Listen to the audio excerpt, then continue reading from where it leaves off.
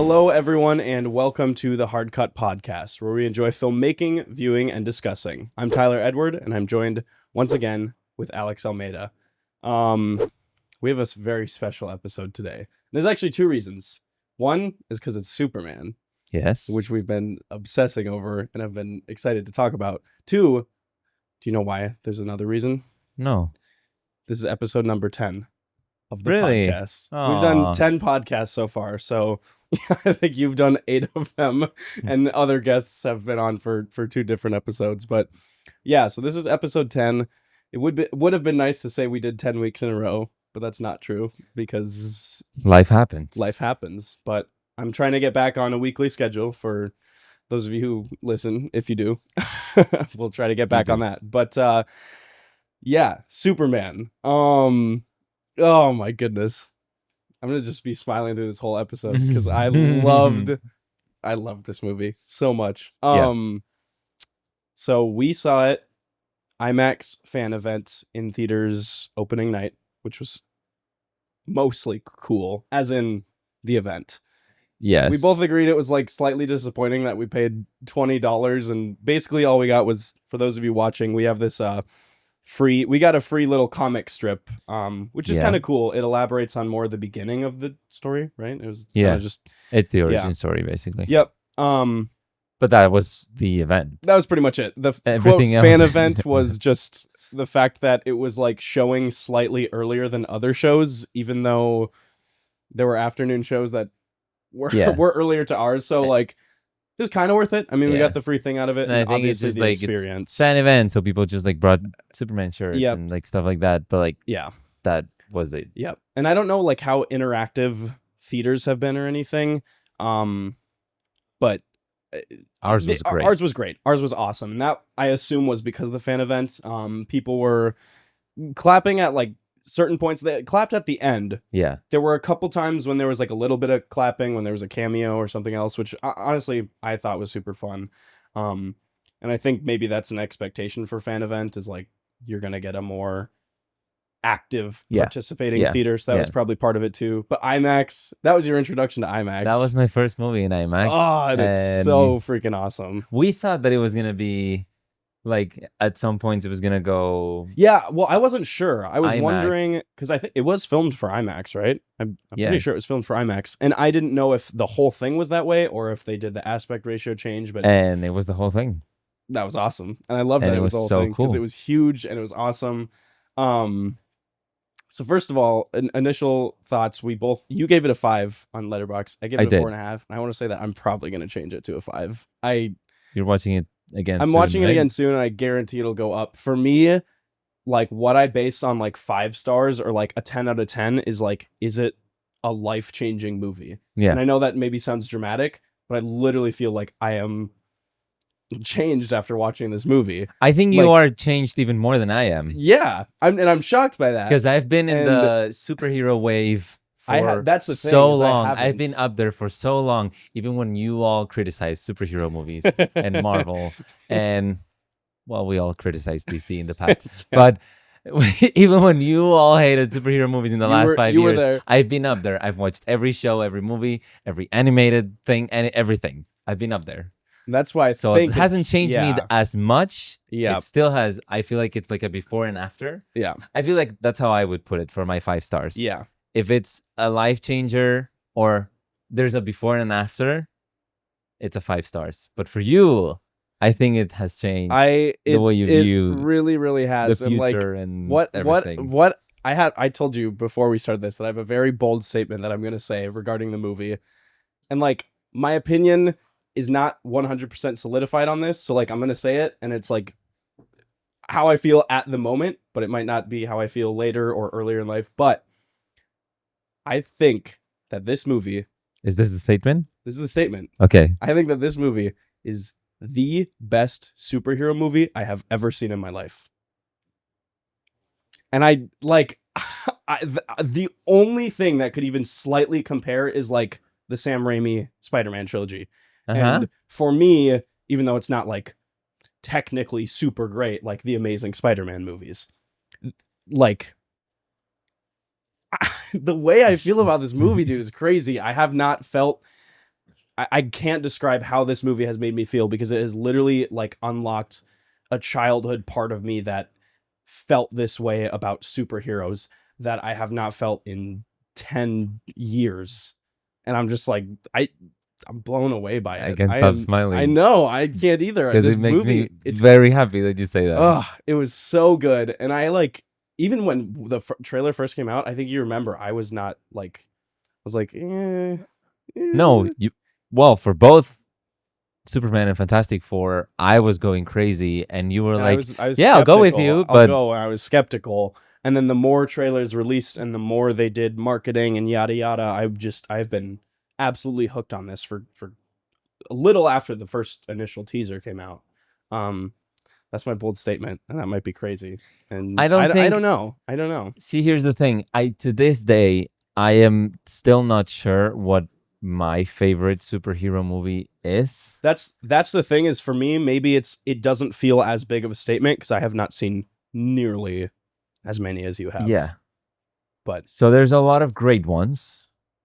Different experiences. For example, you can't really compare the Endgame experience, even if the movie is not as great. Yep. But you can't really compare that experience watching it in opening night with a full theater. Everyone is still excited about superhero movies, clapping every 20 minutes, like screaming. Like that experience was like the best thing I've ever seen. If it's not one, it's two. Yeah. I don't know yeah. which one is one. Yeah. But if it's not one, it's two. Like, Because it's gotta be up there. I think for me, seeing my experience, I think watching I don't know. I think I've talked to Joey about this a lot, and I think we both agree that we enjoyed the experience of Infinity War more than Endgame, even though I think Endgame after Infinity War got a lot more hype. But that being said, it's also, like you said, it's taking experience versus the actual movie. Yeah. And in my opinion, experience for Infinity War was a 10 out of 10. The actual movie itself was maybe like a 7 or 8 out of 10. This was like the actual movie and the actual experience were both 10s. And it's like, I don't know how to compare to the movie we watched. But so I'm a big fan. I'm a big fan. And I love that. And I still don't know. I'm a big fan who will so admittedly say that I'm a new fan too. Like, I'm hopping on the bandwagon because I don't know the DC really. And don't worry, we got some stuff to watch. We got stuff to watch, but like this is not my forte, and this isn't what I usually watch. But I'm hooked. I'm so hooked, Awesome. and I'm in it, and I will be. Cannot wait for DC. Where do I sign? I will be every happy, single one. and I can settle for that if you still hate Marvel, or like I know you don't. I don't hate Marvel, but like if you're still like. Marvel is like meh. Like if you're still thinking that, but this is you like, join the new DC and you like watch it actively as they come out and enjoy it. Where do I sign? Yeah, exactly. Like if you enjoy one of those, because like I'll take it. Yeah, I'll take it. I'll be up there with both. Yeah. If you're only up there with me with one, I'm okay. But I need you up there some way. Yeah, I'm just already like, how are they going to top this? Well, like, they might crazy not top start. it. But if you think, and I know James Gunn's not directing all the DCU or movies, but if you think about it, 3 Guardians, Suicide Squad, Peacemaker, Superman, Creature Commandos. Those are already 7 projects that obviously not all of the projects are the best movie in the world because there can only be one up there. I think all of them are excellent movies or excellent experiences. You got already 7. He can do it. He's good. It's not a case where it's like, how are you gonna top it?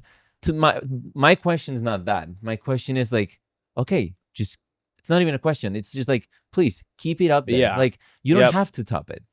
You just have to keep making them good and keep making them individual. Say that Iron Man 1 is still exactly, up there because of the moment where it came out, the like freshness of it, like the way it was just completely new and setting up for this extended universe that Yeah. wasn't there Yep. before. Like for people who watch that movie in theaters, most of them still say that it's the best movie Marvel has ever done. Mm-hmm. And that that's could okay. be, and that could be the same with That's this. okay And because it's Marvel still has great movies. It has bad movies, but it has still great movies. yeah. So I'm not expecting them to top this. Mhm. I'm just expecting them to build around it in a proper way. Yeah.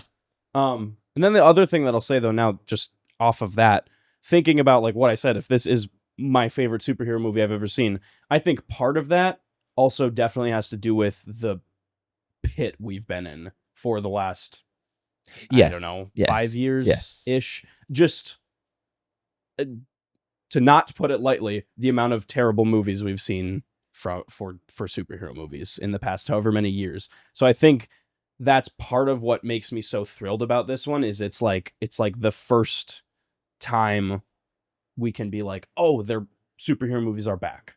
Like it has not felt like I haven't seen a movie that made me feel like superhero movies are back. The closest was Thunderbolts, but that one didn't make me say like, oh, I'm ready for all the next superhero movies. Yeah. This one makes me just want to watch all of them. So. And I think I told you already this, but for all our fans,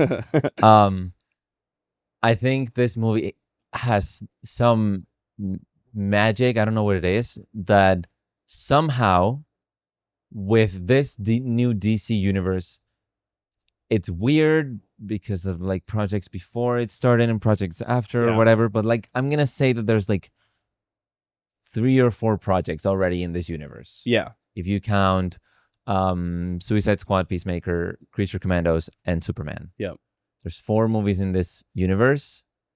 And after, I don't know, 30-something movies in Marvel, knowing that Doomsday and Secret Wars are coming, which should be like the most excitement, the most biggest exciting thing in superhero movies, I am much more excited to see the next few years of DC, not even Justice League, not even like the big event that DC is preparing. I'm excited to see Supergirl, Clayface, like all these things. Much Clayface, more excited to see that. I'm so excited for Clayface. And like more of Creature Commandos, more of Peacemaker. Like, I don't know if they're bringing anything back from Suicide Squad. We don't know. But like, I'm so much more excited to see that than Doomsday and Secret Wars. I agree fully. But it's again, crazy because it should, on paper, it should be different. And you see, like, my history with Marvel, like it should be different. But I'm just very excited to see what James Gunn has to do. Me too, very much. So we agree this is an amazing movie. Yeah. The other thing I'm trying to think is like, it's between this or Sinners for movie of the year for me so far. It's something I have to like definitely let sit for a while. But that makes one of us. I can't. this is your movie of the year so far. Oh yeah. And it will be the movie of the year. And I'm probably the same way, but I still need to just think about it because I can't say that Sinners made me feel the same way that this movie made me feel. Though I do believe on a technical scale, Sinners is better. Like, again, that's why I don't like to think technically all the time, is because it's like production budget or there's VFX a point, or story or dialogue. Like, when do you cross the line of like adding to the criteria how the movie makes you feel? Exactly. And when do you not do it? Yeah. So with Sinners, hard. I don't really add in the criteria how the movie makes me feel because it just, I didn't feel. Yeah, like I didn't come out of the movie feeling like a new person. Like, I came out of this movie feeling like a new person. Wasn't racing faster at moments, or I wasn't like smiling, or I wasn't like Superman. I had I couldn't stop smiling for a single second. No, me neither. It was that was like everyone in the theater too. If I wasn't smiling, I was like talking to you like, what the? Yeah, dude. The amount of times you and I like whispered over about something we found cool, that was so fun. And my heart was racing. Like, it's like, I don't know how to explain it. It was amazing. And the whole theater felt it as like, I don't know if that's something I put in my review, but like there was just an energy in Yeah. that room, and it was like it was just so specific to Superman, and you could literally, the dude next to me was crying at moments and laughing his butt off, and like feeling like nervous at other moments. Yeah, like the the laughs were- reactions yeah. and the laughs, like everything was just perfect. Yeah. As an experience in Yeah. theater, it was just as good as it gets. One of my best friends back home saw it today for the third time. Yeah. He saw it on Friday. Mhm. He went again. He saw it on Friday with my other best friend. He saw it on Saturday with his dad. Saw it today. I don't know with who. He texted me. Saw it for the first time today, just in case I missed something. Put it on his 4 favorites. Yeah. Which could be crazy, but hey, he's loved Superman since he was a kid. Yeah. It's like it's part of him. Yep. And I truly believe, I haven't called him yet, but like we texted, I truly believe that it has, for him, it's like a before and after. Yeah. Again, in like superheroes, it brought him back to like the innocence and the happiness of a child watching these things. So, and one of his reviews is, it's not perfect, but I don't care. Yeah. Like, And that's another, that's how I'm viewing it too. Like, there are some things about it that you can like talk about and bash on, and it's like, does that change the way it is? Not for me, because there's the goods outweigh the bad so intensely, like so intensely, that it really, small moments that you may be like, doesn't change how I feel about it. Like, like there's movies like that I feel like if you're so passionate about that, like, it's, those things aren't going to affect you, and I think that's totally valid. Yeah. Let's get into. I have one more thing to say. Oh, and then we'll get into characters. Okay. Yeah. No, I was going to say into the actual movie, because we haven't talked about the movie. Yeah. The final thing I'll say before we go we're about into to close the non-spoiler review. is I'm also so like baffled by the fact that it's happening to everyone, and there are people I know who don't go to the theaters and watch movies. This movie is changing that. There are people I know, and there are people around the world who are returning to theaters because of this movie. And like, for us, I think that's huge, because we're part of that. Like, I'm at the theater 2 to 3 times a week, and they're going away, whether we like it or not. I don't think it'll be our generation that they're like completely gone, but that's going to happen. It's kind of inevitable. And when a big movie like this comes out and makes people go back to the theaters and realize, oh, this is what movies are about, like, we need more of this. We need more theater experiences. This is we the kind of movie streaming. This is the kind of movie that extends cinema movie theaters life expectancy. Yes, it really like, does. Okay, I think we gained 5 years today. I was gonna say, I'm sure AMC and all the other theaters are like, oh yeah, we're good for a bit. We're doing all right now. We can keep doing it. Yeah. So yeah, it's awesome. Yeah, it's great. Okay, spoilers ahead. We haven't even gotten into anything yet. Oh, because I was like, we haven't even mentioned any actors, literally any at all. like suit, any scene, anything. I'm Yeah. like, okay, this is how we felt. Yep. Let's mention things that we liked, or actors. Wonderful. This cast was such a good ensemble, and like, I would like to believe that there's a world in a different multiverse where this wins Oscars for like.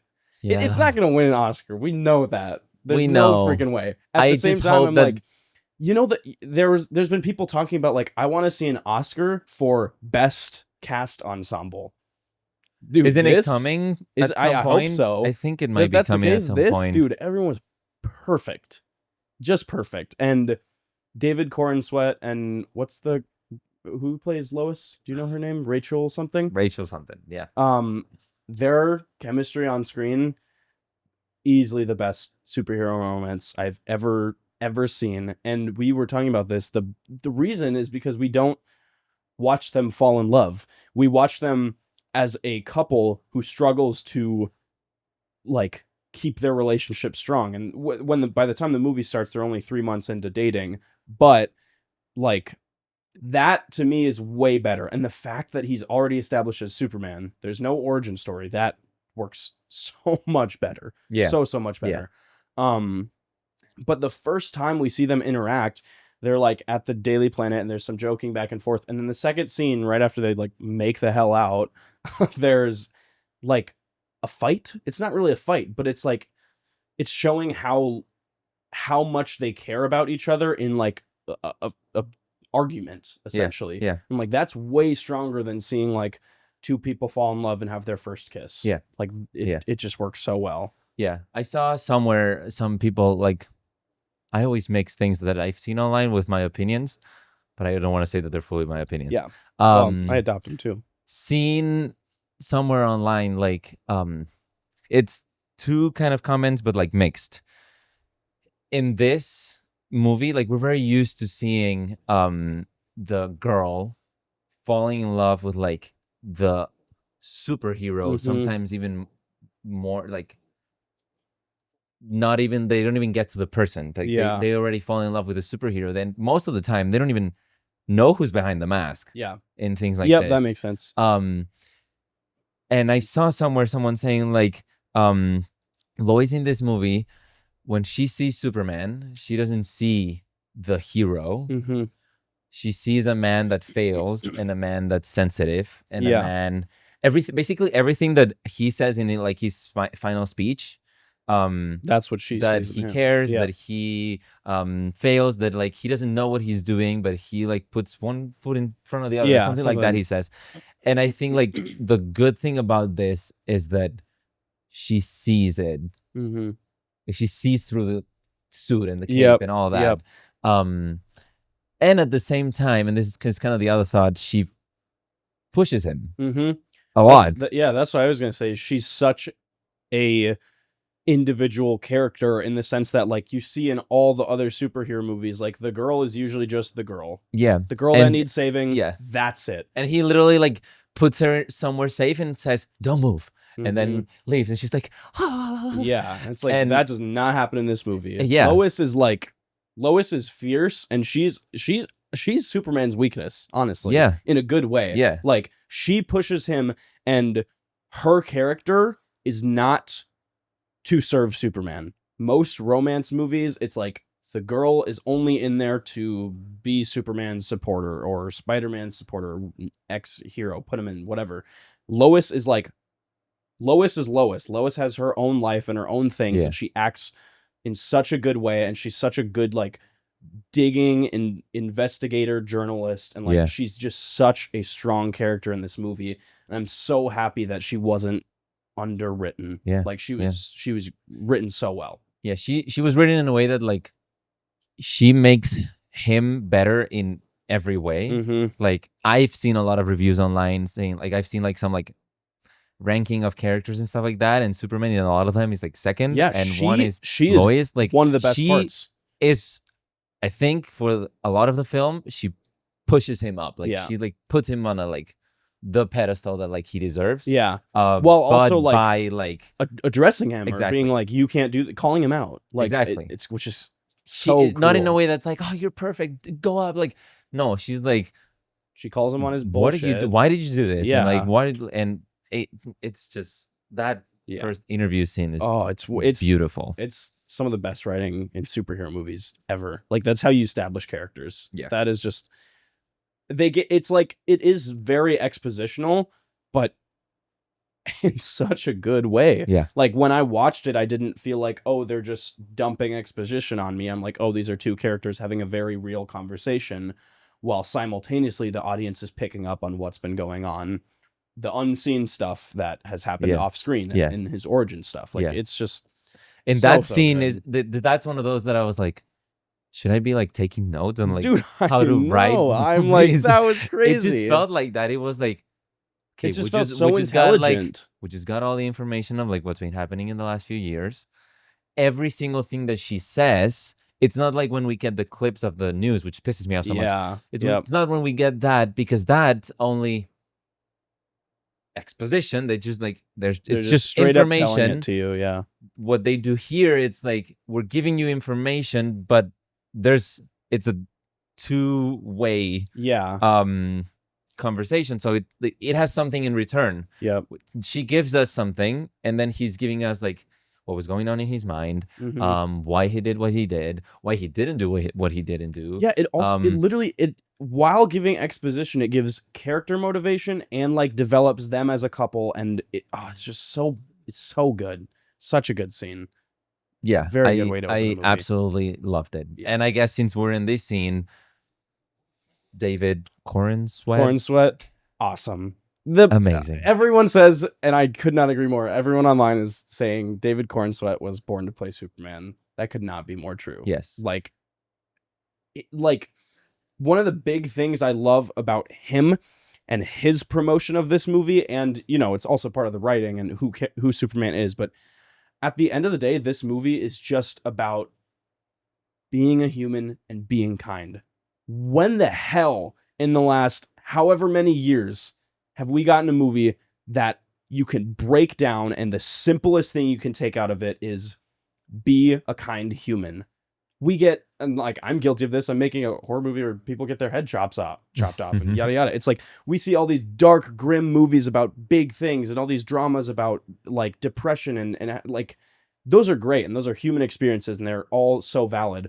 But I feel like we've strayed so far away in movies from just feel good movies that are about being a kind person, and like this has brought that back too. It's like literally just a movie about kindness, and I love that that's the center message, and David Cornsweet is promoting the crap out of that. Yeah. And you can so see that that's what he also stands for as an actor. You can see that ingrained into the way he does Clark and Superman. Yeah. Like he's just so it's also kind. one of those movies that like I loved watching it now that I know some things about film, but I would have also loved watching this as a kid. Yeah. Like, oh my gosh, having, like all these core values that it teaches you, just like slowly getting in me, and like but you don't even realize it as a kid. Now we're like, oh that was a cool message in the movie. As a kid, you're just like learning with it. You're learning, and you don't even realize.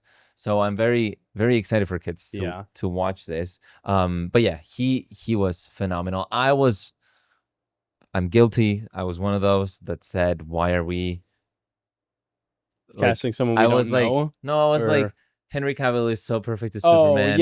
Like, why do we like? There's no way he can do it better than Henry Cavill, because physically, I thought he looked like the suit and all that. But like, it's just I have to shut my mouth. Because it's better to me. Better honestly, written, better designed, better acted. The suit's great too. The suit's perfect. Suit is great. Absolutely perfect. I honestly was never a huge fan of Henry Cavill's Superman. I thought, like, I'm guilty of, I have not seen many of them at all. So I don't know a lot of the names of the original guys. I don't even know. I've seen the original like 80s ones, but it's so long ago when I was a kid that I couldn't speak on those at all. And same with Man of Steel or other things like that. So I don't really know those, but I was never the biggest fan of Henry Cavill, so I didn't necessarily know if like I needed to be like, oh, one is going to be better than the other. But for me, it's like I was never a huge fan of Man of Steel or any of the DC movies we've had in the last 15 years. But I just thought that he looked perfect visually. I always thought that in the script, for some reason, Zack Snyder made him like, and this has been discussed a lot, like he made him almost a villain. Like,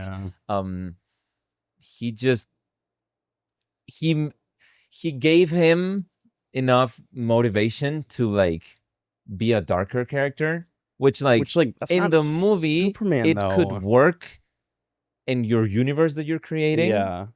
Because you're giving him some motivation. But in what everyone knows about Superman is like, that's so far from exactly. You know what I mean? Like it could make sense in the universe that he created, but it doesn't.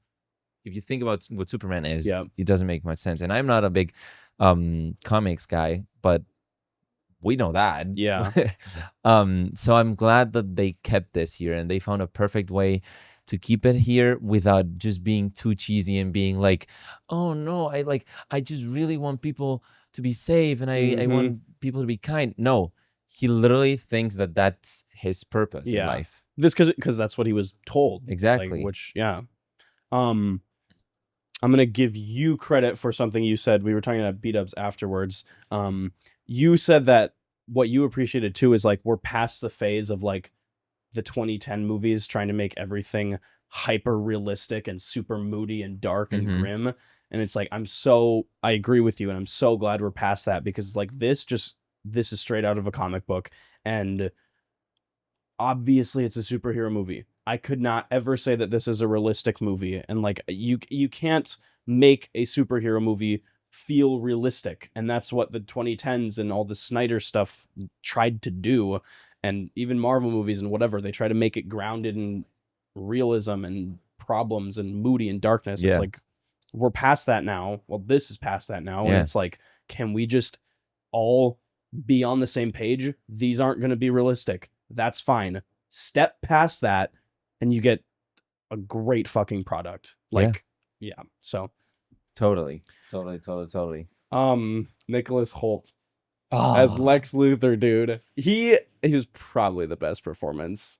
It's like all three of the leads are just equal, but I think Nicholas is that slight 1% above, because I also have a bias because he's been in so many movies that I love that I've seen him act in, but the way he acted like hatred and jealousy while also being so funny. Yeah. Like that was a he had perfect some balance. hilarious Perfect moments too that balance. were like, if he pushed it just slightly too far, it wouldn't have been funny. And if That's he exactly held back what I was gonna just say. slightly, it would have been funny. He's got- right there Yeah, in like the line between like too cartoonish totally and agree. like someone who with actual like motivations. Yep. And because if he pushed it too hard and they didn't give him enough motivation, well, actually, the movie starts, we don't even know why he hates him. Yeah, exactly. Like then like You after slowly like kind of just watching the realize movie, it's like, and he even just after wants to watching be the him. movie, they don't- never blatantly said they it. never go like, you are, because like Yeah. technically it's supposed to be like he thinks that Superman being on Earth makes people feel weak, and he's like in favor of like humans can Yep. do everything if we put ourselves to it, but if we just trust that Superman's gonna save our lives every time, Yep. we're just gonna be weak. So his motivation, correct me if I'm wrong, but from what I understood in the movie and what I've read afterwards, is that he thinks Superman makes the humans weak, which I think is a great motivation. Yeah. But it doesn't even need to like Yeah. dive deep into it. He's like perfect. Yeah. Like I think it's the perfect balance. Yep. I think for me, I agree with that. And then also that paired with like, I also think that Lex Luthor just views Superman as everything he wants to be. Yeah. And he is not that. Yeah. So it's like, and again, that's the great thing, is what we both just said is never stated in the movie. Yeah. Because it doesn't need to be, because you can just tell because of how phenomenally written and acted both parts are. You can see them butting heads, but there's never anything where they're like, I hate you because I'm not you, or anything like that. It's and like, even it's in just the final there speeches, which is usually when the they do like all the that. big speech where the villain speaks, and it's like, oh, he just just gave away all his motive. Told me everything. Thank you. Even in his speech against like Superman, he doesn't even give away that. It's not like exposition. Yeah, it's just like how he feels exactly in a realistic way. And in the moment, it's not like, oh, we're in this big moment, but let me tell you why I started hating you in the first place. Yeah. No, he's saying what he's feeling in the moment. Yeah. So I think he's phenomenal. Mm-hmm. Again, great script in like all these like, or great characterization of everyone. But yeah, Lex Luthor is great. A cool character too. Yeah. He was dope. Mr. Terrific, also very good. While we're just on the topic of characters, we can keep going through so them. we can go through side characters a little bit. I think he stole the show. Obviously, really you have the did. three main characters. He really, really did. But I think he stole the show, especially because I feel like everyone expected, what's his name? Nathan Fielder. Fielder? Or, no, that's No, the guy no. who does all the comedy stuff. No. Isn't it Nathan F something? Green Lantern. Fillion. I was right. Nathan I Fillion. wasn't right, but it was an F. Fillion. I think that Fielder. since he's like very famous, Yeah. everyone was expecting him to be like the main first side one of character. the side characters. But Mr. Dude, Terrific it was Mr. steals Terrific. the show. He just came out of nowhere too. Like I have not. I mean, we went on his Letterboxd and he's in like Twilight and some other random things. But I could not have ever named who he was, and we're like, he's got his career signed. Yeah, like he already has. Please give been me like doing fine, but a spin-off. Like, yeah, this is one of those moments where I'm like, I'd be so okay with a Mr. Terrific spin-off. Like it'd be good because we didn't get too much of him, but we didn't get like it was again a perfect balance of the amount he was in it. Might have one of the best scenes in the movie. He does such a cool scene. It's a very classic James Gunn CGI mess of with a cool oneer, music, with awesome with that fun music, cool songs that he finds I don't know where. Yeah, he's got this just plethora of playlists where he's just like, that one will work. Everyone's gonna love this one, and then everyone loves that one and can't get out of their head. And it's just like the song fits perfectly like what he's the vibe feeling. Of it. It's like he's just taking out these guys. all these bad guys super calm, and just it's this walking epic oneer while Lois is in like this force field, and it's just these like mostly it's from like her perspective. Yeah. Like all the like fight scene is from so like her creative. perspective. It's so cool. Amazing. I loved Mr. Terrific. Another thing, this is kind of side tangent, but because we're talking about like the CGI and stuff of that scene, usually I get so frustrated when I watch Marvel or DC and it's like it is just actors standing in a green room and it's just CGI the fuck out of, and that usually pisses me off. But I didn't feel that with this movie because the CGI was just so good. And the reason because of that is when we were watching the credits, it was like 5 rows for like a minute straight of CGI artists. I'm like, this is why we take our time. Like, this is why we take our time on CGI, is because then you get this movie where everything just looked amazing. And if you don't have the time, hire 10 times the amount of people. Marvel, this was crazy. We were watching. It was like 4 or 5 rows going on it, and then they stop. They go to like something else, and then another 4 rows coming, and I was like, "There's just so many people involved in making sure that it just looks good," and you feel it too. It's like you can compare this to like, the COVID phase of the Marvel movies. Yeah, it's like there's a reason one works and the other doesn't, and it's just it was so good. CGI was just CGI 10 out of 10. Great. And that fight scene was it was pretty awesome. I think one of the best ones. Yep. What else? The other 2 side characters from the Justice Gang is Green Lantern and Hawk Girl, which we like. Isabella Merced. Yep. Merced, if you're from Barcelona. She was great. He was great. Their dynamic was always so funny. The 3 of them communicating, and then Mr. Terrific always felt like kind of like pushed to the side, so he just give like little dumb comments that were so funny. It almost felt like he was rolling his eyes all the time, like these 2. Yep. To me, I'd say when Lois was in the back seat talking about how she felt about Superman, and Mr. Terrific is just like staring at her, like side-eyeing her. That was maybe the funniest part in the whole movie. That was I don't know what he funny. said, but it's something like, I'm just here to like do business. I don't need to know like how you feel about him. She keeps going. He's funny. like, it was so good. No, every joke landed to me. That like, too. In the whole movie, I don't like. Usually, I can tell like at least 3 to 5 jokes that I was like, oh, yeah. I didn't feel. I'd have to rewatch it to find one. Yeah, I agree. Like, everything was perfectly timed, and like also the comedy it wasn't over the top. I mean, I think James Gunn likes comedy a lot more than like I feel like his movies are way more comedic than most superhero movies. I mean, they all have comedy, but his very specifically, like the Guardians, but that also just comes from being a good comedy writer. Yeah. Like if that's your strength, then lean into it. And he does, because he can actually do comedy well instead of just quippy little one-line jokes that don't land. Like he knows how to write comedy. Yeah. So all the Justin Gang like name. Yep. like still in progress. No, we're adjusting Zhang and all that. And then Yep. at the end, like, it's a cool name. You're in. You're in.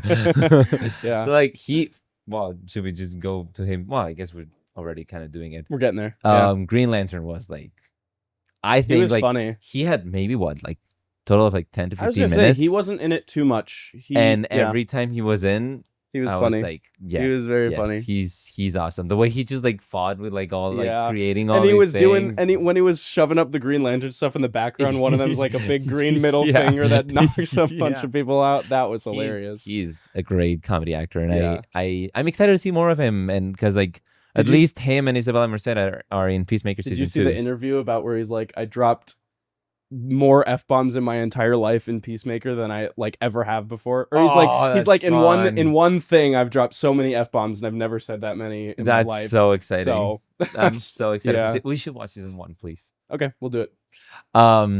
Yeah, he's amazing. I think Isabella Merced was like fine. Like all her action stuff was great. Yeah. I don't think her character was written to add a lot to the story. That's what I was gonna say. So I don't think she had a lot to play with. I'm in agreement. I think of the 3 side characters, she was like the least prioritized, which I don't think is a bad thing. No. I think it was just like, it's not like the Justice Gang is just gonna be 2 people. It's like they need 3 people, and she did great. It was just that she wasn't as much of a character, so there wasn't much to. Yeah, what she does, she does it right. I was gonna say she did it great, and she was fun to watch. I did see something online that's I think it's very interesting to think about, and it's like all these side characters, or I guess the heroes, so the Justice Gang, for example, Mr. Terrific's suit, for example, which we can talk about like costumes later, but like his suit is very similar to the comics, but Green Lanterns and Hawkgirl are not, because they're like Green Lanterns is a bit more out there. Yeah. And what some people think that they're doing is like, we need more heroes, but they don't necessarily need to steal the spotlight from Superman. So like if we make them like kind of like a corporate thing, and then we keep seeing them in like multiple projects, it's easier that they're like, how do I say it? Like that we accept them into the stories without stealing any spotlight. And then this just sets up perfectly for, if more people join the Justice Gang, it's just going to be a lot easier to in the future make like a Justice Gang show or a Justice Gang movie with like finally seeing their suits. I feel like they don't want to give out everything already. You know what I mean? Yeah. So like I think it's great that like we get a little bit of it, but don't give me everything, because like if you give me like a super cool suit, I might be focusing on that instead of the plot. If you give it to me this way, and then when they get their own project, you give me all the cool stuff. Yep. That's gonna get me more excited for the cool stuff, you know? Yeah, I totally agree with that. I thought that was very interesting. Yeah, that they did that. Trying to think of other side characters. Clark's parents were hilarious. The mom was so funny. They were only in it like a little bit. Yeah, they were both. People are saying we needed more of them in the movie, which I don't know about more in the movie, but more we need more of them. Yeah, in the future. I want to see them again. I mean, that's kind of how it ended too. Spoiler alert. It ends with he's watching the videos of his earthly parents. After he found out the whole thing about his Krypton parents. She was so funny, and she's so Midwestern too. Yeah. And the scene with the dad, that because like when he guy sees the rest of the video and all that, when he tells him like, what they told you that you are is not who you are. Your choices define define who you are, or something like that, or your actions define who you are, something like that. Yeah, that scene is. It was so well written, and the dude next to me was like sobbing. I'm like, this guy has to have a child, because he was struggling to keep it in, which I loved. I was like, it was that's cool. one of the big moments that I feel as a kid or as a parent, maybe we're kind of in between. So maybe I felt it a lot, but maybe I don't. Like, imagine feeling that as a parent, or as imagine a parent feeling that is as a kid. like. Okay, I'm already like thinking ahead, like when my dad and sister might go watch this together. I'm like, I bet that experience for them in theaters would be so perfect. But then as a kid, I feel like it's one of those like learning moments of like one of those lines that you can remember easily. And kind of like applying into your life. Yep. Because I remember a lot of things that my parents had told me, Yeah. like lines that like they said multiple times, and they ended up being my core values. And that's what that movie, that moment felt like. Yeah. It feels like a parent telling you a core value that you need to live by. It feels like it's something. Well, it is something that changes him in the movie. Yeah. And it feels like it's something that's just changed him for the rest of his life. Yep. Which amazing. Yeah. Love very, that very, scene. very well written. Love that scene. The side villains, there was what was the main villain who wasn't Lex Luthor, the guy who was controlling? What was his name? The guy who was controlling? The guy Lex Luthor was controlling in the I don't know. She was engineer, something like that? The engineer? Yeah, I'm not, and I don't know what he was. I don't really know either. I'm trying to find the name, but either way, the two kind of side villains, they were pretty good. I don't know that they definitely added action scenes for sure. Yeah, the first action scene in the ice. Yeah. Yep. Sorry, I don't remember the name house, of the place. or his home, his or whatever. house. His house. The first action scene in his igloo. His igloo. Yeah. So cool. They were necessary. I don't think they were like standout because, again, it's kind of the Hawk Girl situation where it's like they're there because they're necessary. They weren't like hugely explored as characters, but I'm glad they were there, because otherwise, how is Lex Luthor going to be? Lex Luthor isn't a super villain. He's just he's just a villain. Yeah. That was another thing that I liked, going back to Lex. I told you this. In all the comics, I think I'm not gonna say that because I'm probably wrong. But in all the versions of Lex Luthor I've seen, he's just a super inactive, on the sideline, telling people what to do. In this movie, yes, he was, but at the same time, he was literally physically controlling what his super villain was doing. He was calling the shots from the control room. He was saying like 1A, that was 1A, so cool. 1A, and just that was so because cool. he knows and the patterns and he memorizes them because he's a billionaire. He's smart as shit, and we actually got to see obsession with him is that crazy. Yeah. So we got to see a version of him where he's active but not physically in the fight, which was perfect. I'm gonna use that word a lot to describe this movie. But it was perfect. I love that so much. Yeah. But yeah, those two side villains, pretty good. I thought she was super cool. Yeah. And then we get the little plot twist. Yep. And I was gonna say, I think that'll be my first con I talk about. I think that's maybe the only thing that I can actually identify as like I wasn't a big fan of this. Again, really didn't bring down my thoughts about it. Not at all. Not at all. I wasn't a huge fan of the fact that the villain was a clone of Superman. Yeah. They kind of just breezed by it a little bit.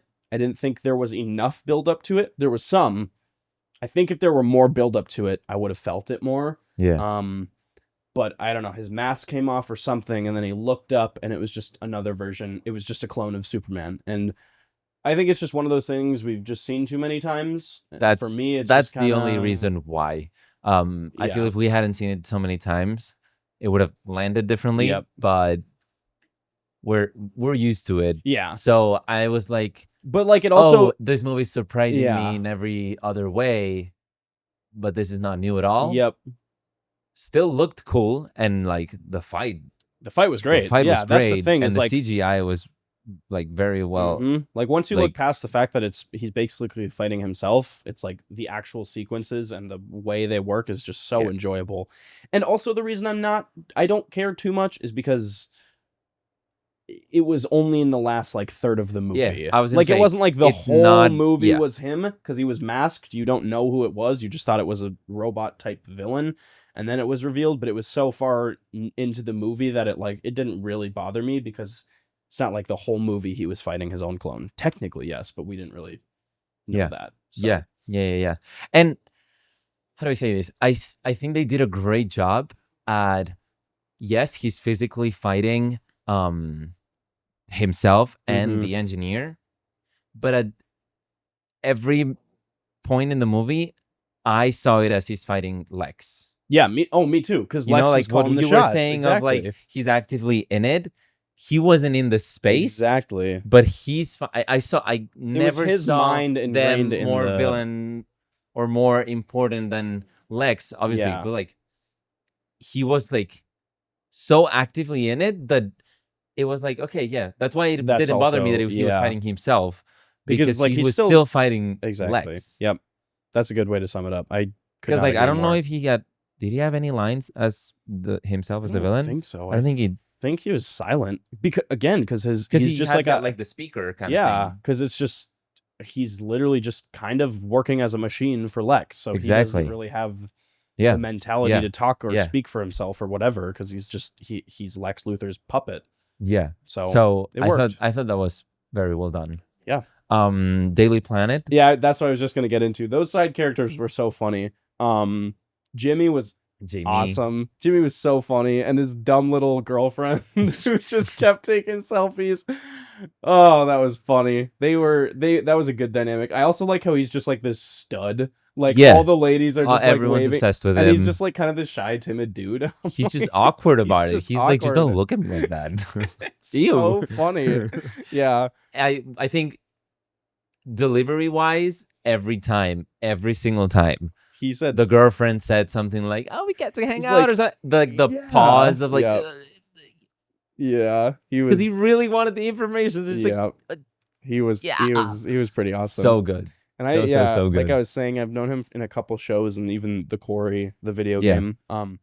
So I've been a bit of a fan of his. So I was glad to see him getting in there. And then there's the boss and The boss had like, I don't know, maybe he The- had like 6 or 8 lines. yeah, most of the people at the They Daily were Planet, they were all great. very well acted and everything. But again, they just weren't in it that much. Yeah. but they were Yeah. when they were in it, they were perfect That's for kind it. of like an Isabella Merced situation. yeah. Like every one of the Daily Planet had, again, less than 10 lines. Yeah, but they had like a very but- individual style and Yeah. way their character And- was. In some way, chemistry between them Yeah, too. that They too. look like, yeah, they've been working together for a long time, Yeah. and Which you they, like- you could feel it. you could feel it. Maybe my favorite joke, which is not even that good of a joke, but like Mhm. I think my favorite joke in the Daily Planet was like, I don't have a seat. Yeah, the dude when he goes in the Mr. Terrific's like pod or whatever, he's like, where's my seat? And he's just falling all around. Also, a moment we didn't even talk about after watching the movie, now that you mentioned Mr. Terrific, where he comes on when they go to the garage and like the door is opening so slow. How many times have we seen that? And it's It still was like still it was really so good. funny. Because she goes like, you have like this like spaceship or whatever, but you couldn't get a better And he's just like, a I'm faster working door or on something it, like or that. something like that. It was good. Yeah, It that's was- just it and was that's good. like classic comedy that usually doesn't fail. And like, Exactly. and it was just That was just a good. safe one. That was a I safe. would That yeah, say. yeah, I agree. But yeah, everything with Daily Planet was so cool. Which, are we done with characters? Because I would like would to s- mention something. Yeah, go for it. Because That I was gonna goes say that on was a pretty. different We direction. kind of went through most of them. I'm not sure we forgot anyone major. I think that was pretty Okay. much all of them. Because I was gonna say, Crypto was great. Oh, Crypto was great. Cute little dog. Yeah. I was gonna say, we also didn't talk about this. Sets. Yeah, the Daily Planet was all real. Daily which is Planet great. was awesome. Yeah, it was very, very cool. And I looking. think we mentioned the only location that didn't fully work for us was the in between. What was it called? The Pocket Universe. Yeah, which the prison part of it that worked. worked a lot for me. It was the river stuff. The blocky Minecraft Exactly. That's where situation I'm like- didn't work as much for me. Yeah, like But for the most part, hmm all the sets were like really cool. Like the Yep. Lex Corp. Oh, or LexCorp was Luther. I don't Luther know Corp. what Luther Corp. We don't know how it's called. but Something that was great. that was really cool. I thought like set wise it was great, and like Yeah. all the like fights in the city. I thought They gave us very well so done much because they shot a city lot stuff. out on location. They give us so much city stuff, which I'm Yeah. a sucker for. Like Yeah.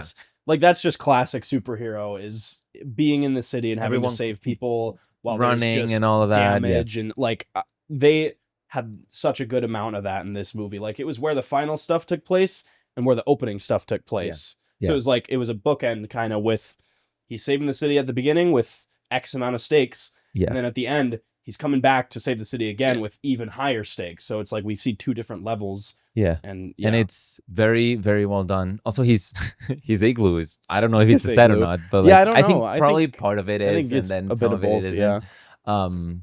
But that was very cool too, how he comes out of the Yeah. the ground. Yeah.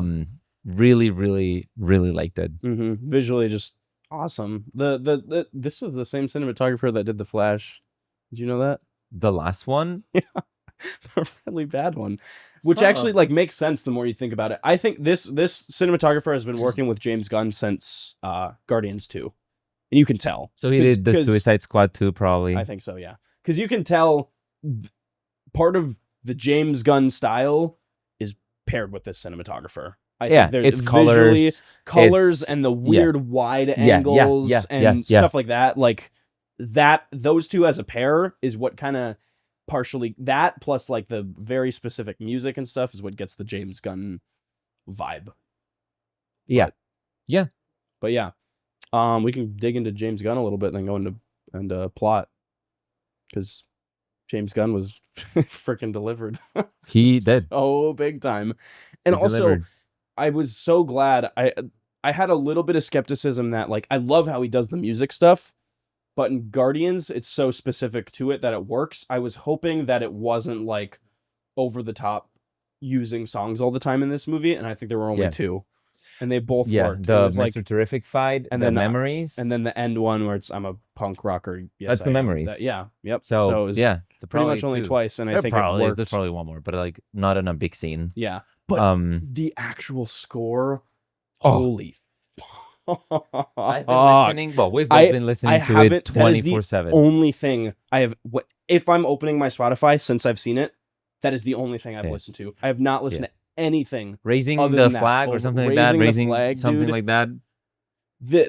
It's like the electric guitar they use. I don't know what they have specifically, like tone wise, but it's not like over the top cheesy. It just sounds so fitting, and the moment they used it in the movie was perfect, because I'm a big sucker for like listening to soundtracks or deep diving like the trailer soundtracks before a movie comes out, because I like to make those moments feel more epic, because you know they're coming once you've listened to them. So the trailers having that guitar part, that was like one of my favorite parts of the trailer, was hearing that. And so I was like so excited for that to come on.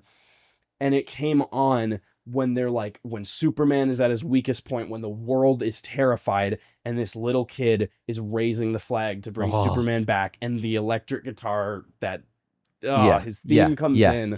Score delivered. Both that, Superman's main theme, all the fight scenes, and all the sentimental stuff with Lois and Clark. It was one of the favorite score of the year. That and Sinner, again, well, they're both the highest. Yeah, that's what I was saying. But those like, 2 are like score wise. I was gonna say, phenomenal. I don't think it's gonna be an Oscar kind of movie, but like I hope that at least it gets 1 or 2 nominations, and one of them should easily be score. Yeah, so that at least they get to go and enjoy the night, which would be so fun have for them. Superman there. Yeah, it'd be so cool. I would love that. But yeah, I totally agree with everything you said. I would only add to its perfection. I would only add the difference between a Jurassic World remake and a Superman remake. And I think you know where I'm going. Jurassic World, every time you see a dinosaur, you get the theme. You get literally every time. Mm-hmm. Like, it's crazy. Jurassic World Rebirth, by the way. Superman, perfect balance. Mm-hmm. There's hints of the theme, which, I mean, there's also hints in Jurassic World, but like, there's hints of the theme, and it only comes in when he has to come in. Yep. And dude, that freaking epic shot of him in the super ultra wide where all the smoke is coming out. When he just saved the girl in the car and she drives away. Dude, that was one of the best moments in the whole movie. Yeah, that was awesome. Perfect scene. Yeah. But yeah, it's just like, I think it's the perfect way to respect the original John Williams. I think so. I think so. What John Williams did, obviously, it's so iconic that it would be stupid to just like to just make a either different one. make a different one or just reuse it. Exactly. This is the in between. This is the in between that's perfect. Yep. Because there's a lot of original stuff. Yeah. So I really, really like. It's not like, for example, the him and Lois theme. Yeah, it's like I think very I think that's chill new. guitar. Yeah. With But every time I listen to yeah. it, I'm like driving. I don't know what the titles are, and I Yeah. know it's them. Yep. That's all original, and Yep. like it still adds a lot And without even like needing to reference the original theme. Yep. You know. And even like the villainous stuff when they first introduced Lex. Yeah. And that the way that sounds too. Yeah. Score was probably one of the best parts about awesome. this whole movie. It really it sold it for me. What else did we like or didn't like? There wasn't a lot that I don't didn't think like. I've said. I feel like we've addressed most of the things that I was Yeah. like kind of on, but even then it The was only like, other thing that we talked, I think, was like the way we don't think it fits the girlfriend's character. oh yeah. The fact that she was Secretly purposely taking photos. of the documents, acting as if she was dumb. Yeah. Because when you see her by herself, she's still acting She's dumb. very dumb. So what would make more sense for us was when Lois said, your girlfriend's a genius. I thought when she said it, I thought that she meant like She was kind of she's a genius and she doesn't know it. Like Yeah. she's so stupid that Yep. she's a genius. Yep. And that would have worked a lot better for me. But instead she said, your girlfriend's a genius, saying Yeah. like she's sending you all this information. Yeah. Or at least that's how we Yeah. took it. But it felt like in every photo that they showed, there was some Yeah. something purposely placed. And what we would have liked was if there's 200 photos that she sent, they have to go through all of them, or like they're like going through all of them, and then 5 or they 6 realize that that in like 5 or 6 there's like this big documents that they need. Yep. And the girlfriend didn't even realize. Yep. That would have worked a lot better for I us agree. as a character. Doesn't change the experience at all. I don't know, like contextually for a listener, I don't know if we actually even explained what actually happened. It's just like in the movie, Jimmy's character is trying to get information out of this girl who works for Luther Corp, and she basically sent him a bunch of selfies he had taken, and he's like, oh, this isn't useful. And then in the background of all the selfies, she had documents or proof of whatever. So but I think it was all of them, or most of them. All of them, and that implies like, oh, she intentionally sent it to you on purpose. When in reality, it should have been like accidental because she's just dumb. Yeah, like she was not a genius, and that I was kind of like, well, she's not a genius. She wouldn't have done all that. Yeah, she would have just been stupid, and they would have just happened to be in the background. So that would have worked better for us. But again, they did build it, which I like. It was building. It was like slowly simmering throughout the whole movie. Since the first scene, she's taking the photos, and then he's like talking with someone. Like they're both characters are like coming together as the movie goes on, and you don't even realize until like the reveal. Also, it's such a subtle writing thing, but one of my biggest things that I was like, this is such a good example of show don't tell, is when we see Jimmy texting and we have no idea who he's texting, and then it shows the screen and you see all the emojis and all the exclamation marks, all the like hi, and then you immediately connect because in the previous scene we see the girl like taking selfies and just being chronically on her phone. Like, that was such a good example of show don't tell, because it didn't say like a contact name linked to her. It was literally just, you see a shit ton of emojis and the whole audience was just laughing, and you're like, you know who it is. Yeah. And I loved that. And I loved, even if the way they handled that near the end wasn't great, I love that was building in the background. Yeah. It was like a C plot while all the other stuff was happening. And it was funny too. It was a hilarious C plot. Yeah. While also being very beneficial to the story. So served a lot of purposes. Mm-hmm. But yeah, kind of going back to James Gunn a bit. Just writing and directing wise, it's got to be his best movie, dude. Like, I liked it a lot more than Guardians 3. Guardians 3 was great, but this, I don't know. I did too, but I don't know if I have Guardians at 4 or 4.5. Like, I think Guardians 3 is like very good. That was what got me thinking that James Gunn has a lot of potential, is when we watched it together. Yeah. Because I'd seen Guardians 1 and 2. That was it. And I knew who James Gunn was, and I knew of him, and I knew he voiced as like a cameo in some of the MCU movies, blah, blah, blah. But once we watched 3 together, that movie solidified this director has a style. And I've talked Yeah. about this so much on the podcast, and you know this, but I love a director who has such a specific style, and you can tell, like Robert Yeah. Eggers, Well, then I think all you these people, should blah, blah, blah. enjoy the Suicide Squad. Yeah. It's not, I just looked the rating up. It's 3.5. Like, I know it's not as good as this one, but it's got the same style. It's got great actors. It's got great jokes, and it's got great action. Yeah. So I'm excited for you to watch it. Yeah, we'll definitely watch that one together. But we can do that tonight. We're gonna watch that tonight, just so you guys know. Anyway, but yeah, like we keep getting better. But just like seeing his style in a project at this grand of a scale was just such a treat. Like it was so enjoyable, and it was never, ever, ever dull, because like even the way they shoot things, or the way the music plays in the background, or the way it's directed in a specific way, like there's always something that's holding you, and there's never any moment that I didn't feel so ingrained into this film and so put in this universe. That is his strong suit. Is how do you establish a universe, and how do you immediately get every person in that room to agree and be on board with this universe? Because this was sci-fi-ish too. All the stuff in the Pocket universe and all that, like this was a very sci-fi superhero movie. That's maybe part of why I liked it so much. I like my sci-fi a lot, and that's perfect for Superman. I feel like since the comics, Superman is he literally came from like a different planet from outer space. Like he is a very based in sci-fi superhero.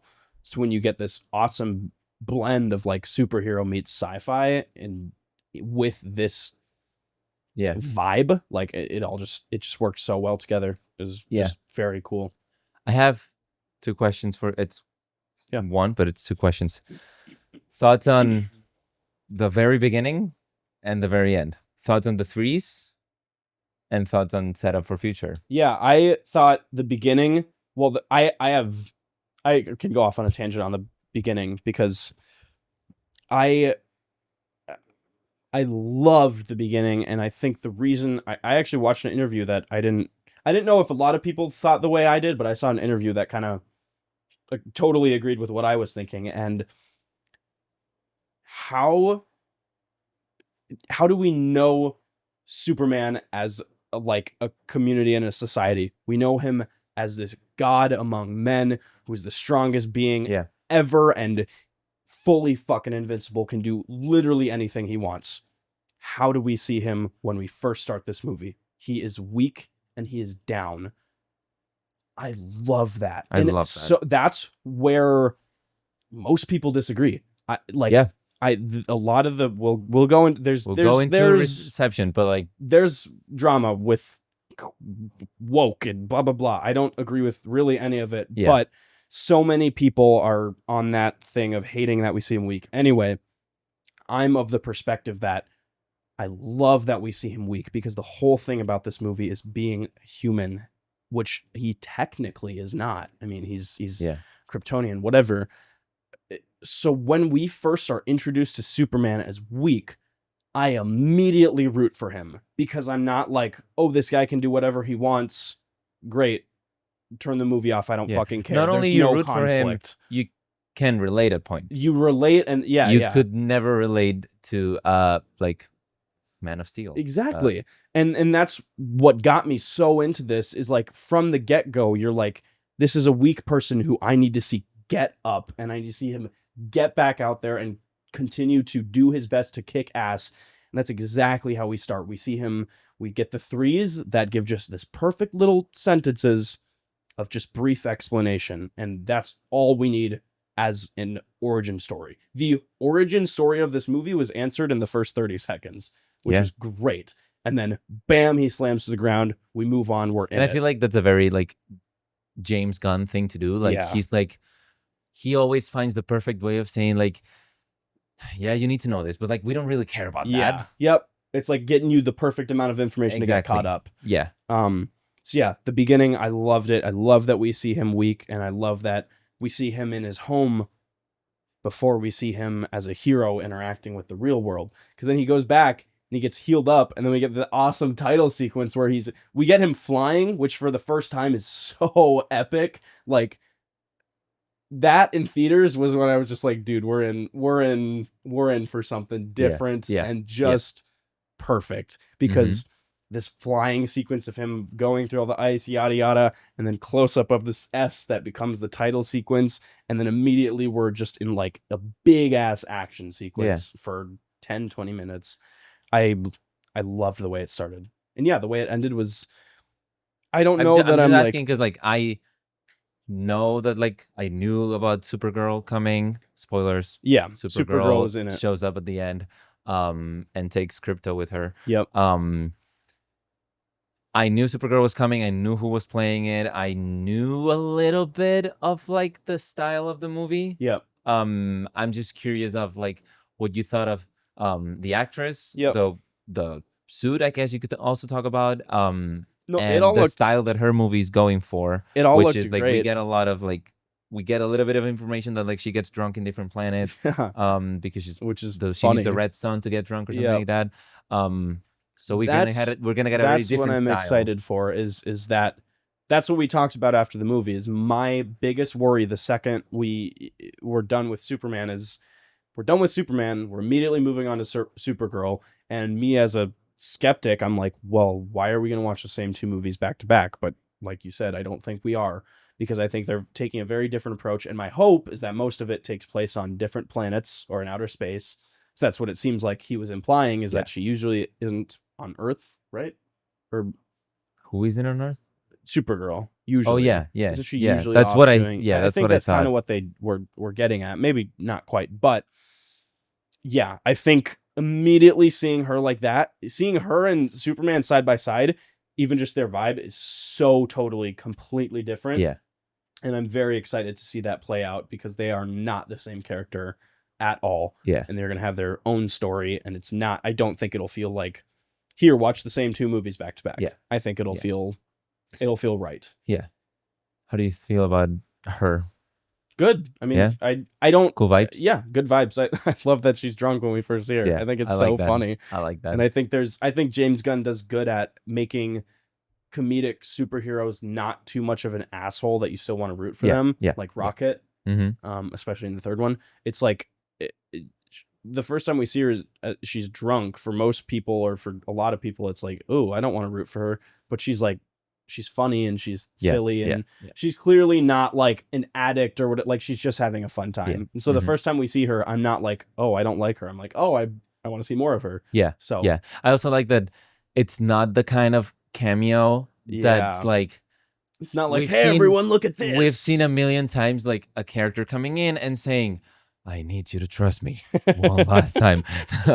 No, but like, you know what I mean? Like, it's always like the character comes in to stay, and then that scene will pick up in the next after 5 movies. Yep. No, this was as simple as this is just like, let me come grab my dog, please. And then I'm going off to my own movie. Yep. And then I guess we'll see each other, like Superman and her. Yeah. We'll see them together again, sometime. Established. I like that there's already, you feel that there's an ongoing relationship. Yeah. Instead of trying to be like, hey, everyone who's watching this movie, this is my cousin who I like. All he simply says is like, she's my cousin or something. But by the way they react to each other, there's already a pre-relationship that you can tell has happened off screen. And I like that thanks to that, you fully understand his relationship with Crypto. Yep.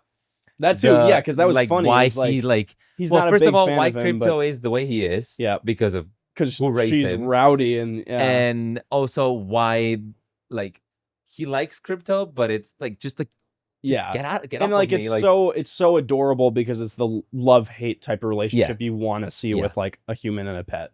So that was no, the ending was great, and I like it. Definitely, I was a bit surprised the way it actually fully completely ended, like the way it cut to credits, because I didn't want like more. It ended at the right spot. I was just surprised that it kind of went back to his home parents. I was wondering if it would be more like the ending was like he wants to explore he wants to find out more about his other parents, but it kind of felt like it was like, no, now we're gonna go into the route of the new parents, which still works. I was surprised by it, Mm-hmm. but I mean, it's part of one of the big things of the movie is his parents. So I think it ultimately, I was a little surprised, but I ultimately was like, this is still just as fulfilling as whatever else I could have thought of. So, and then on the I've just seen something online. I think this is reading too much into it, but there's a couple of people saying this, and I'm kind of hoping for James Gunn to say, yes, I did this because of this reason or not. The second post-credit scene is Mr. Terrific and Superman like looking at the building, and it's like you put it together, but it's like it's off a little bit, like, and he's like, well, you want me to tear it apart and do it again? Like, and that's what he's talking about, the DC. And it's James Gunn telling us like, this is the DC. I fixed sucked, it, but I kind of did my best. Like I fixed it. There's gonna be things you like. There's gonna be things you don't like, but I'm fixing it, which is perfect. And I think that's funny. It was very funny, and I think it worked in the context of what I think. If you're just a regular movie watcher, you don't pick up on that. No, but like if I didn't at the moment. I just saw it on TikTok, to be honest. I but like now had thinking hints about of it. it. I had like hints of it, but I was never like, oh, that's exactly what it is. But I think like if you know what's going on with the DC and stuff, you read into that more, and you're like, it just funny. Makes so much sense that I also he would do that. Love that the end credit scenes weren't huge Setting setups up, or cameos. It was just that's what I'm so happy James Gunn is doing is you can take this movie, you can take it out of the DC, and you can watch it on its own. Yeah, and it was interesting. Any Marvel movie in the last however many years, you have to be caught up on all the shows, or all the movies, and that for me is pretty exhausting because I haven't seen them. So I'm always asking you, what the fuck is going on right now? Because I haven't seen the 50 hours of footage they want me to watch that I haven't done my research on. Shame on you. Well, and like Superman, it's like you can tell that if this is the approach for all the DC, it's like you can just watch this movie as this movie, not as this built-up thing that's been happening for whatever. Yeah. So I appreciated that about it, and I appreciated that it didn't cross a line of setting up for something new. Yeah, and then we're gonna watch Supergirl, and it's probably not gonna be even connected at all to this one. Yep. I doubt we'll even see him in it. I hope not. I kind of hope we don't either. I hope not. I don't want to make his character too... He's perfect right now. Let's keep him perfect. Yeah. Let's keep him the way he is. So I hope we don't see him in it, but... General audience reception? Yeah, it is doing fucking fantastic. Yeah. I mean, the world, for the most part, loves it, and I'm sure it's going to way surpass its goal box office wise. I don't know. Did. I was gonna say, I read it today. What 214 million on opening weekend. Budget was 225. So plus, it already marketing. So it already is about to be level with its budget, which is such a good sign. And because this will be in theaters for probably 2 months. Yeah. Right now it's targeting, which I think, like I've been reading a lot about it, and I think it's very low. It's targeting 600. I hope it'll pass. What was the movie it's gotta pass not too long ago? Was it Elemental? There was like a movie not too long ago that like it started terrible, and then like really a month up after the release, it started like picking up again. I hope that this has like a long one. I think it'll go like down a bit, but like I think it'll goes down a bit, but I hope it stays kind of stable. Jurassic I feel like 600 is already what, like 900 is it a what's it at? I don't know. It opened with like what, 300, something like that. Yeah, I'm like, there's no way this doesn't go as far as that, if not past. I really hope it at least goes like 8. Me too. I'd love to see that. Maybe not a billion, but I think it deserves a billion. It definitely does. But I hope 8. Yeah. But yeah, and I'm glad it's already almost at the budget. Yep. But yeah, for the, I don't know, there's a lot of people who really liked it, but there's a lot, it's like you either really, really, really liked it or you absolutely hated it. And there's I feel like it's a much smaller ratio of people who hated it to people who liked it, which also makes me like, yeah, fuck all you for whatever. There's a bunch of people who are like, it's too woke. What? I thought like the first time I read it's too woke. Maybe I'm like, I don't know, too innocent or something. I thought like, I immediately went like, there's not much of like there's nothing of like queer or anything like that, Yeah. or like forced diversity or Yep. anything like that. That's where my brain went too. I've It's been reading about that the it's too whole woke like, because of Israel, oh, really? or like Maybe I'm oblivious to maybe it, but there's other things. there's a bunch of things saying it's woke, and I think one of the big things I've seen is about like people are mad again because he's an alien from another planet, and it should be like like the big thing I've seen like James Gunn talk about or other people went and promoting it is like it's too woke because it's like about immigration, Oh, or like the fact that Superman's an I immigrant. guess a lot of people have a lot of opinions. It's and I think that's really absurd to try and call that out because like maybe you could pick up on that or maybe you could sense that like whatever it I think a lot of people it ultimately comes down to way back when the first comics were written. It's about like what's his phrase, something, truth, and the American way. And I think everyone's pissed that it's not like absolutely 100% and completely fully indulging in we love America. Like Yeah. people who are going to watch it, they're like, rah, it's about America. And the fact that it isn't 100% focused on that, people are like pissed about. And it's like, he's Superman. I get it. But like, regardless of what you want to think and regardless of where you stand politically, we are so different than when we were 100 fucking years ago. Yeah. Like, grow up, accept that, move past that, pull the stick out of your ass. Like people who I don't say know. like people who wanted more of like, or they wanted to mention America or something like that. They Like, they are the kind of people that think that everything is made at America and for America. Yeah. And I don't want to like get too controversial on this, but like I don't think those people realized how big of an impact, not even the movie, the superhero like Superman has had in the world. Exactly. Like, yeah. That's the thing. James Gunn is not making the movie. Obviously, we know. I'm from Spain. I'm like, yeah. I know many people like around the world. Like, we know that the United States is the country that makes the biggest movies and probably the best movies, and like they have the biggest budgets and all that. Like, so obviously everyone in the world is watching what the Americans are doing. In Spain, for example, they translate it and all that. There's many countries that they don't and whatever. But like, obviously, everyone's aware that we're watching the American movies. Yeah. But James Gunn knows how big of an impact he's gonna have in the world. So why would it for the whole world? Why would it's not for one fucking reduce place. his audience to or why would he reduce the amount of people he's gonna connect with to only Americans? Exactly. Like, that's why it's I know more broad, that and like that's totally I don't fine. just don't understand that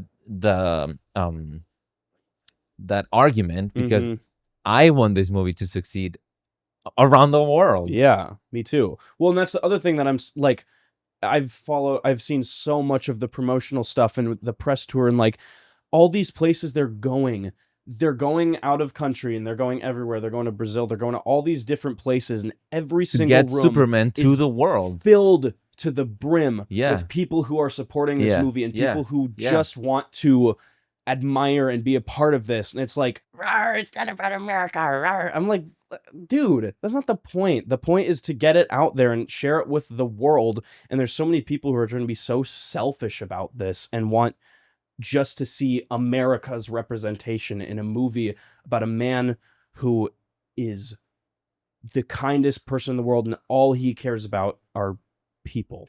Yeah. Not all he cares about are Americans. He cares about everyone. And I think that's what they're trying to do. The with movie also shows that in other countries they are waiting for Superman to save them. Exactly. Like, it's literally Nicholas Holt's character is gonna go like take over a country.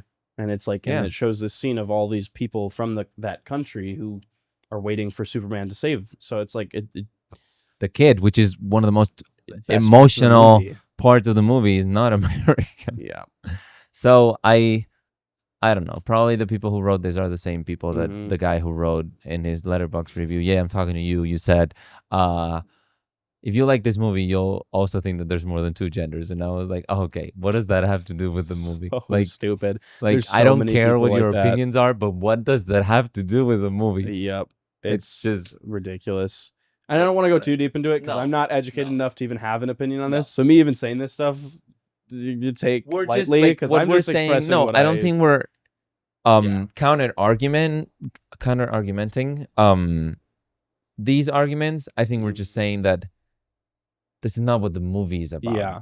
It's so Don't- many people are just taking it the wrong way. Don't think that it has this like political Bigger, message. deeper Which yes, political there's some meaning. politics in it, but like it's about being human. That's We've what I was been gonna say. At talking the about end of it the for day, like like, what 2 hours. You Like can break it down to being a good person. That is what this movie is about.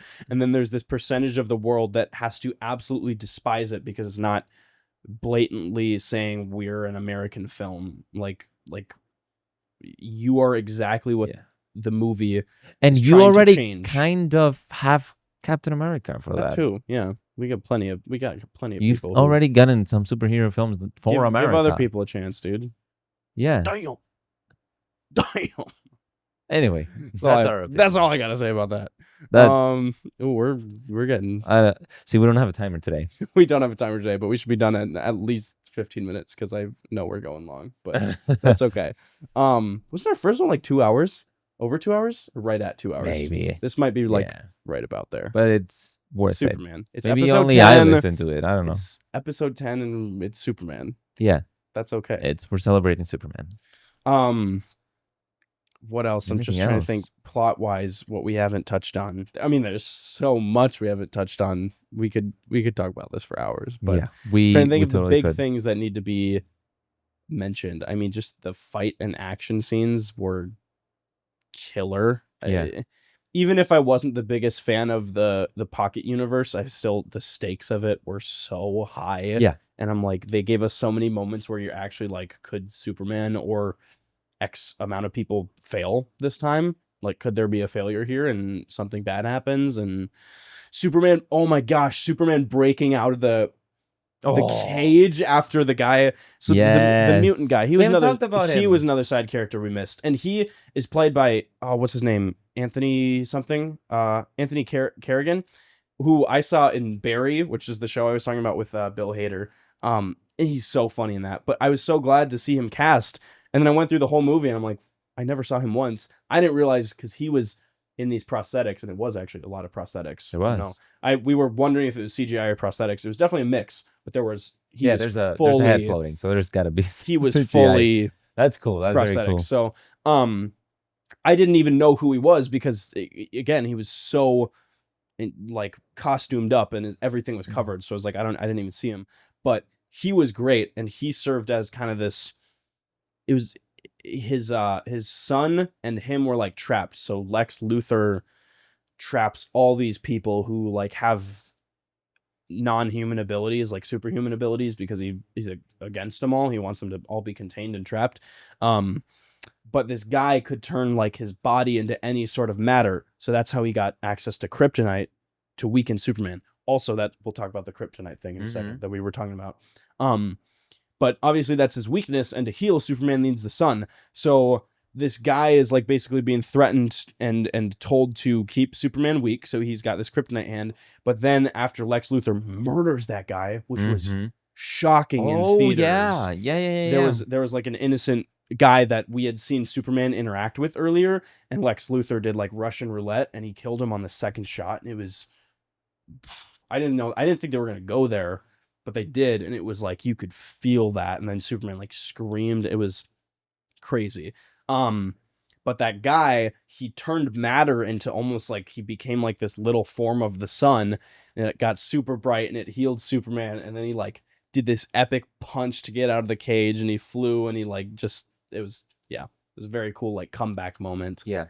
But yeah, the kryptonite thing. We both agree that we got the perfect amount of it because, again, I mean, Superman, I think in this universe, kryptonite is his only weakness, but obviously he can get hurt and very damaged.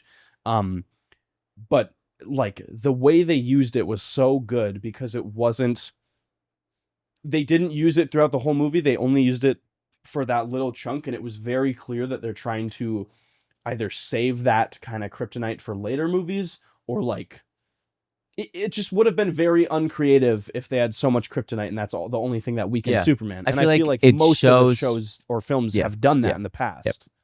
It shows the rarity, exclusivity, or whatever of the kryptonite, or how hard it is to find it, to come across it. You need a guy that can fucking create it. I feel like if it keeps it Lex on the down had low. kryptonite in his building, like he had like a pot of kryptonite, like that's the it movie. would just defeat the whole purpose. But it's like, you know, so like since we know it's hard to come across, that like leaves it open for future movies, while also making sure that in this movie it wasn't too prevalent, and also that they were just good writers, that they were able to work around it enough to still make Superman have like be weak at moments, while also like the pocket universe too. That was another thing that was like, even if you're a god, even if you're Superman, like it's literally ripping a hole in time. So like when he was in that river, that like really damaged him for a while until he was able to like heal up. But it's just very creative that they didn't rely on kryptonite being the one thing to stop him. Like it was the one thing in that circumstance, but it's like it's used so often in all the other movies, and like Batman versus Superman, like that's the only way Batman's even able to like put up a fight or whatever. So it's like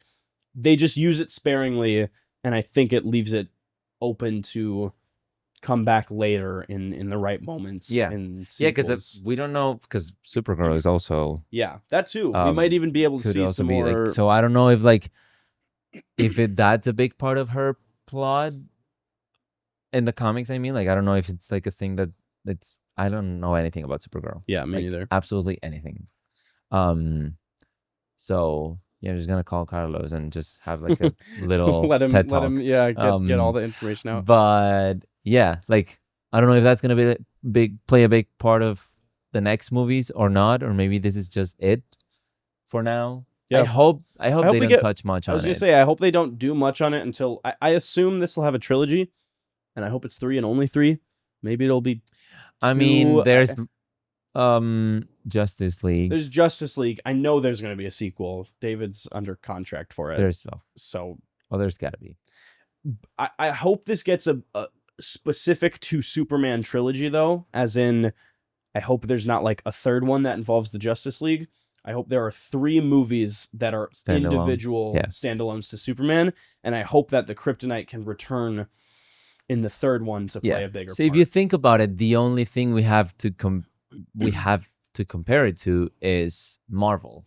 So we're assuming that they're following the Marvel trend of like structure or like strategy of like, okay, you got first movie of these other characters, first movie of this other character, and then second movie of original, and then Justice League, where like you bring back all of them, and then you introduce some of them, but then you make more movies about like the new ones. But we have no idea what it's going to look like. We have no idea because they haven't. If that's the strategy, and it might be a while till we get back to another Superman appearance, which is probably a good thing. I hope so. Because the amount of movies that we've seen that are like known about or coming up, there's going to be some good time in between. And Superman is not even rumored in any of those.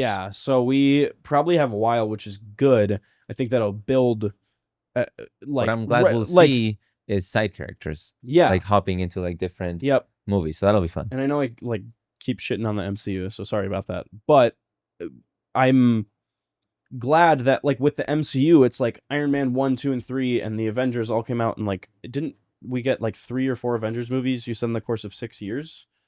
We got 4 in 11 years. Oh, that's not that bad. Whoa, wait, no, 4 in 7 years, because the first one is 2012. Marvel started in 2008. So between 2008, start of Marvel, to Endgame, we had 11 years. Yeah. Between the first Avengers and the fourth Avengers, there was 7 years. Yep. But what I'm trying to say is, like, I'm excited that we're going to get breaks between Superman's story. Yeah. Because it gets exhausting when you see the same characters so back to back with each other. I feel like the Spider-Man movies have all been really back to back and kind of rushed, in my opinion. Yeah. Like, I want some time before we get another Superman movie. And, like, it looks like that's what we're going to get. It's like, it's not going to just be like 1, 2, 3 with only a couple of years in between. We'll get some time. But there's a problem there. Oh, sorry. There's a problem there.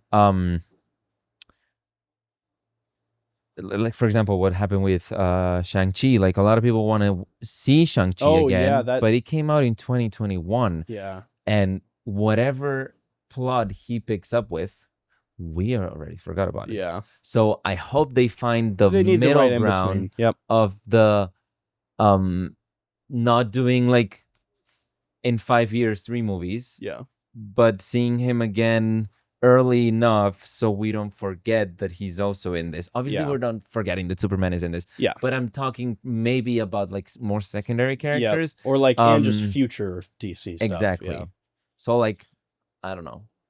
Supergirl, that's, like, not maybe, like, the biggest one that we know. Yep. I hope it's not like, oh, movie in 2026, and then we don't Get see her another again one until for 3 years, 4 years. 32. Yeah. Oh my gosh, we're gonna be in the 2030s soon. Holy crap! That's so weird to say. That's crazy. But it's so possible that, like, the first one is 2026 and the second one is, like, 2030. Yeah, no, that's actually insane. Gosh, we're gonna be in the 2030s soon. Jesus. Life moves fast. Anyway, that's all we got. That's all we got. But yeah, we can wrap it up here. I really have only good things to say. We touched on the slight cons that, for me, really don't change the way I feel about this. I need to see this again in IMAX. I'm going to see it again in IMAX, and I seriously cannot explain enough how good and how much this brought back a feeling that I have really thought was lost. Like, this feels like a total restart button on, like, bringing back the exact way we want to feel about superheroes. Like, I miss that, and it's based on this, it might be back with the DCEU or DCU. I don't know. It I was thought the original DCEU. one was DCEU because they just wanted to be slightly different than Marvel. Yeah. But it might be DCU now. I don't know. Keep talking. Well, that was kind of it. I mean, great movie. There's so much good messaging behind it. The press tour is hilarious. Nicholas Hoult and David Cornsweet together are so funny. They're such a good duo on screen. Yeah. And, like, on interviews and whatever else. But yeah, I love this movie. Cannot wait to see it again. Maybe between this or Sinners, but probably this. As of right now, this for my favorite movie of the year. DCU is a reboot. Is a soft reboot. Nice. That's why, like, some projects are in and some. Yep. I get what you're saying. Of DCEU. Yep. But that too is the fact that, like, not only all of these good things that we're saying about it, the fact that this is the start. This is only the beginning of what we get to see happens. So I'm thrilled. There's a long time till we get tired, I think. I agree. And that's what Marvel's going through. 40 project is crazy. I'm not tired. Then we got Fantastic Four soon. That'll be well, not next. Well, that might be next podcast, actually. If we have 2 we don't see each other this coming week. That might be the following week we watch it. I don't know if we have time. We'll see. There might be one in between, but now that you're back, or now that we're both back, it's just you and I again. So maybe I'll get some guests, but it's easier this way. Mm-hmm. But yeah, anything else you have? No, this would have been such a fun podcast if one of us had hated it. Dude, we would have fist fought. We would have started brawling. There's no way you can hate this movie, though. For all the people who hate it, come on. They're out there. Haters are out there. I know. Yeah, going to the Letterboxd low reviews or whatever, if you filter it to, like, it's half my star, guilty pleasure. Oh, because they're all just so dumb. They hate life. Like, they really hate life. They don't have anything good going for themselves. They just, like, we're gonna make this movie not do as well on Yeah. Letterboxd. I've seen mid reviews. Yeah, that are like that actually bring up accurate. arguments that I can like maybe agree with. Yeah, But the half stars are hilarious. Yeah, And yep. you go to their 4 favorites and it's it's just the so most dumb movies. funny. But anyway. Anyway, yeah, that's Superman. We loved it very, very much. Movie of the year so far. Gonna be hard for Fantastic Four to top it, but I'm gonna go in open minded. The second I saw Superman at the end of it, I was like, it's not gonna compare. There's literally no way, and I still agree with that. No, At it probably won't. But I think it'll be a fun one. I'm gonna try and be open minded about it. Hey, they got the aspect ratio switch. Mhm. I'm a sucker for that. That's got +1 on Superman. Anyway, follow me in the socials. I'll list them somewhere down below. Thank you so much for listening to the Hard Cut Podcast.